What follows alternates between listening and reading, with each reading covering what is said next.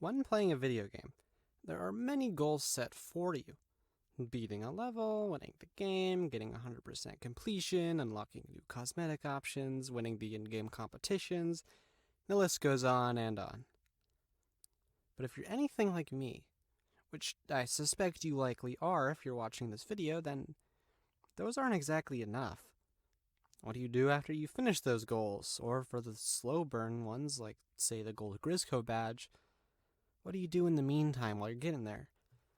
Well, we make our own goals, of course. We all have a habit of making goals when the game no longer provides them for us, even in single-player games. I mean, people will try to beat them faster and faster in a race, or will add extra challenges to themselves to make the game more punishing, etc., etc. Despite this, I haven't really seen many resources on how to set sustainable goals within Salmon Run, or really any game for that matter. Not to say they aren't out there. Shout out to Brian, all my homies love Brian. Please read his write-up in the Overfishing server. Thank you, Brian. But over the past year, I have done a ton of reflecting, and I've come to conclusions that I think are valuable, and I haven't really seen talked about before. So I'd feel wrong to not share them with the community. The first and easily the hardest goal to set is what I will call an overall goal. Your overall goal is what you want to achieve in the long term. In other words, why you play the game in the first place. Now, if your gut response is something along the lines of, because it's fun, or I want to be the best, then I feel you. For about a year and a half, my overall goal was some amalgamation of being the best and having fun. Unfortunately, this didn't prove to be very helpful for me. I got a million games I can play. Why is Salmon Run the one that captivates me this way? What does being the best mean to me anyways? I've spent a long time refining my goal, and I think that over time it has only gotten better and better as I ask myself questions and reflect on my experiences.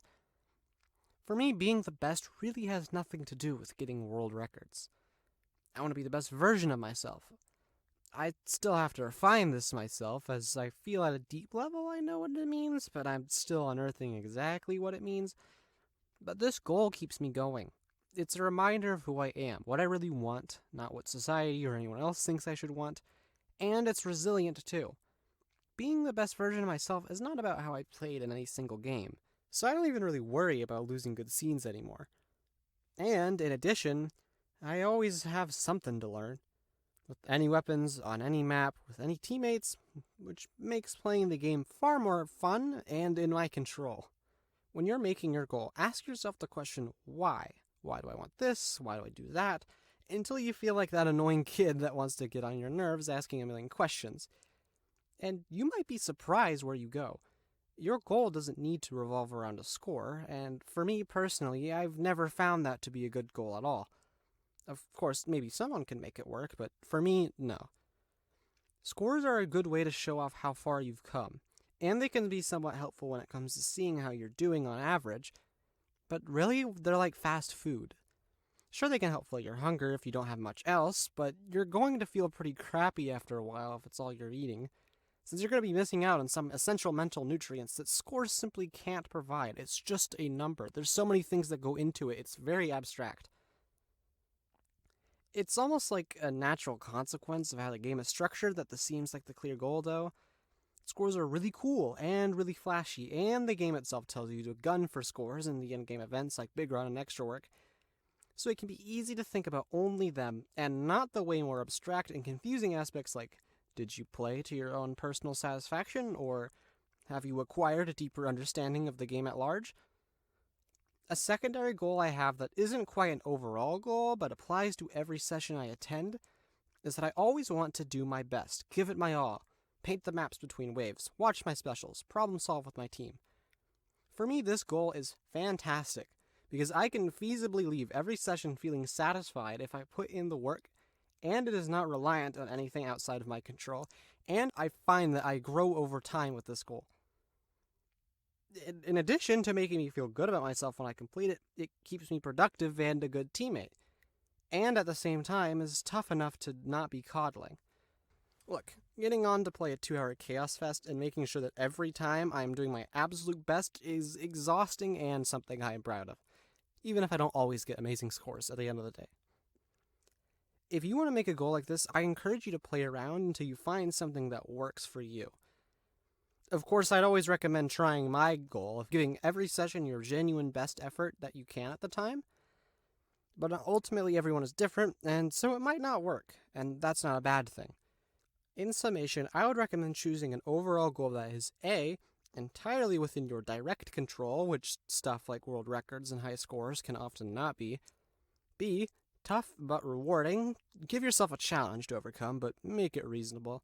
And C, facilitates enjoyment of the game, so you're more likely to actually do it. If you have all of those pieces, I think you will have a strong overall goal that can keep you going. Now let's talk about smaller goals. Much like overall goals, we want to pick goals that are within our control.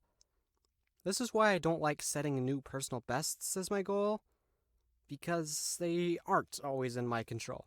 Things such as RNG, weapons, the rotation, the wave types, etc. are out of my control, such that focusing on them is likely to lead me to feel really bad if I don't get the PB, because there isn't really a clear path towards them. This is why I suspect so many of us can feel super down after extra works or big runs that didn't go our way, because once they're over, our window of opportunity has come and left, and now we have no control over getting that PB until the event happens to occur again. Sometimes your smaller goals are truly going to be something that is relatively simple and entirely within the game. Let's say you just can't, for the life of you, kill Mr. Steelhead in one cycle when Grizz loans you the Rapid Blaster.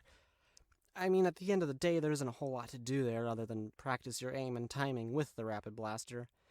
Maybe the problem runs a bit deeper, like you kind of just stink with the Rapid Blaster overall, or maybe all blasters, or maybe your aim is just kind of booty cheeks across the board. I mean, either way, you're likely going to overcome this problem by looking at it somewhat at face value and figuring it out within the game by, aim training and sheer experience. I advise you to go read Brian's write-up if you're having a problem like this or you're trying to set a goal like this. It can be found in the Salmon Run Overfishing Discord server and the Mindset Discussion Forum. He really knows what he's talking about. However, not all goals are solvable through the game only, and it took me quite a while to figure that out. Let me explain. Let's say you're playing on Jam and Salmon Junction, and there's a steelhead walking up on the right, and two lids on the left, and that kind of look like they might stall on each other, but maybe they won't, and then a stinger spawns behind them, and I don't know what to do, there's so much going on. You freeze. You hesitate, and as is often the case in Salmon Run, hesitating is the wrong option. You stall the lids, you stall the head, and now the lurables have stalled, and there's a stinger alive. Likely you're going to think, God dang it, if only I didn't hesitate so much at high hazards. And then if you're communicating with the team, what is very likely to happen, from my experience, is you're going to analyze the situation and come to the conclusion that, hey, we can't lure in both sides, and one side had a static and two lurables that might stall anyways. We should have just had the team go over there and grab those eggs, and that everyone's happy, and you move on. Except, isn't there someone you forgot to ask? Me. I am not happy. Just kidding, of course. But seriously, though, think with me for a second. Didn't we just, dodge the problem? Let's recap. There are bosses coming at you from every angle. You don't know what to do, so you hesitate. Then, because of this hesitation, you freeze. And now you're really in the pits. Do you see it now? If you don't, I don't blame you. It took me months to figure out that the problem truly was sitting right in front of me, and yet I was blind to it. In a lot of cases, I even used to complain about the problem and then not solve it. See, the logical in-game solution just provided wasn't bad, but we need to go deeper. Let's visualize. We made an oopsie. That's bad. Okay, well, what was the oopsie? We had brunch with Mr. Steelhead in the two lids while we were getting a long-distance message from Mr. we stalled everything. This is where I urge you not to stop, but to keep going. Why did we stall everything? We were hesitant. Why were we hesitant? Now we're getting to the good stuff. Well, now we might need to take a peek at our actual life. To use myself as an example, I typically hesitate in life when I'm uncertain of what's going to happen. After reflecting about life stuff for a while, I figured out that it's because I am afraid of punishment. I was taught by factors in my life that when I slip up, it sucks so bad I never want to slip up again. So I learned to fear slipping up. And if this is you too, don't beat yourself up about it. Everyone is the way they are for a reason, and we as a community are here to help in any way we can. Now, look how much deeper this problem we've just uncovered is in the philosophy of the game. Every time we answer one of these "how come I" questions, with the number of other smaller problems connected to our new big problem increases dramatically. However, I won't claim that solving these problems are easy. But we are strong, we are capable, so let's figure this out. Again, using our brunch example, how do I stop fearing failure? This is something where Salmon Run being a game is strong. In life, failing sucks. I might lose a job, get Fs in my classes, etc. So honestly, depending on context, being failure avoidant might actually be helpful. But in Salmon Run, making a mistake is not the end of the world. At worst, you mess up a good seed, but I promise you we can move on. This is where having a strong overall goal helps a lot. So, as there are no true long-term punishments for making a mistake in Salmon Run, what I did to get over this fear was to start communicating with my teammates. And when I feel hesitant, I would tell myself, no, I refuse to let myself freeze up, and I would make a choice. Now, didn't matter what the choice was. Often the choice was a bad one in hindsight, but every time I did that, I got instant feedback. And bold choices are pretty much universally more rewarding than doing halfsies when they work out. But what about when they didn't work out? Well, every time I failed, it reinforced the idea in my head that it's okay to fail. It's okay to make mistakes. It's okay to eat a bit of brunch from time to time because I tried to learn lids that stalled on each other. And every time, I learned something. I learned why options do or don't work through experience. And slowly but surely, I began to crack away at the avoidance of punishment. And oh boy, let me tell you, solving huge, looming emotional struggles is hard. But you guys are capable. You guys are strong. This game is crazy. We're talking about eating brunch. This game is a whole feast, okay?